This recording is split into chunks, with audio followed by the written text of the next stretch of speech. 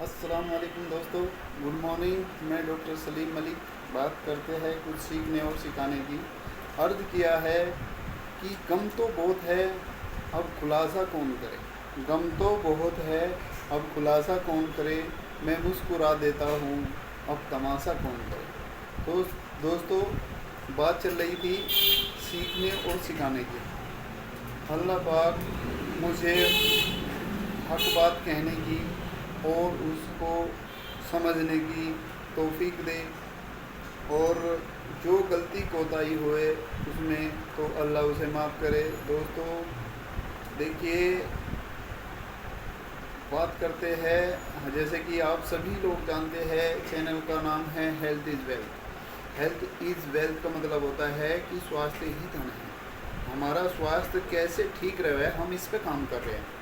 तो दोस्तों, स्वास्थ्य को ठीक रखने के लिए हमें अपनी आदतों को ठीक करना पड़ेगा। थोड़ा हमें अपने रूटीन पे, जो डेली रूटीन्स हैं उन पे थोड़ा फोकस करना पड़ेगा।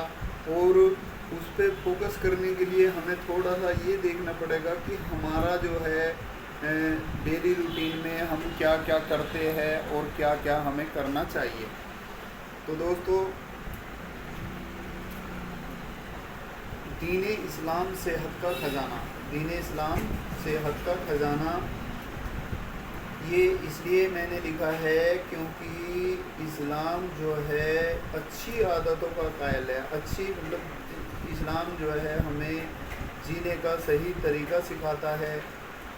और इसलिए जब हम पे कोई भी काम देखो, अगर आप तरीके से करो, कुछ भी काम अगर इंसान तरीके से करेगा तो उम्मीद है कि उसमें वो कामयाब हो जाएगा।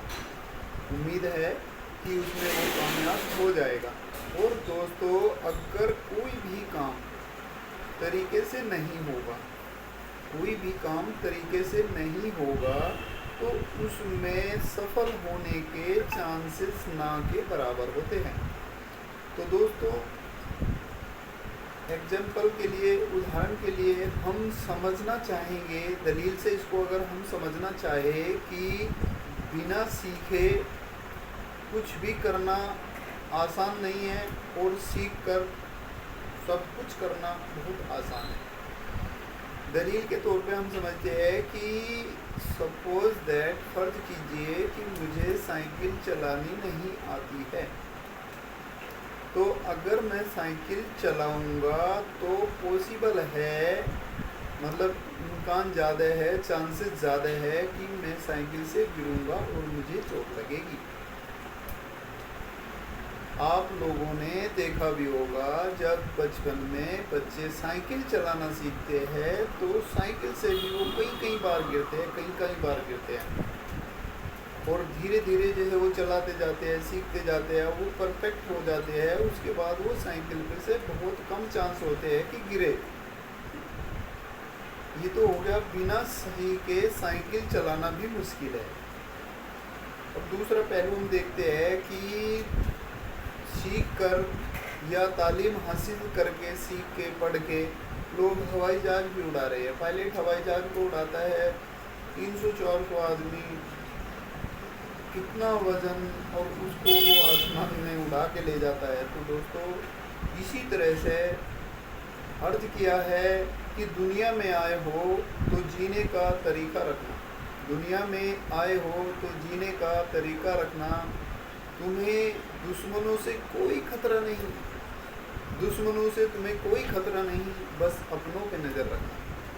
तो दोस्तों, जब दुनिया में आए हैं तो हमें अपने जीने का तरीका सीखना चाहिए, और स्वस्थ रहने के लिए जो हमें करना चाहिए उन्हें पहले हम समझेंगे, उसके बाद जो है हम उन्हें कर पाएंगे।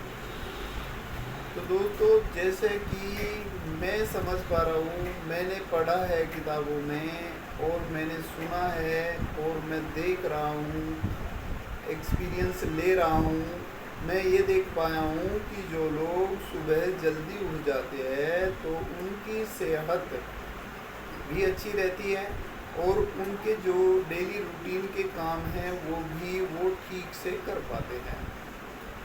उसका कारण ये होता है कि अगर हम टाइम से उठ गए, सुबह जल्दी उठ गए, तो हमारे पास टाइम बहुत है।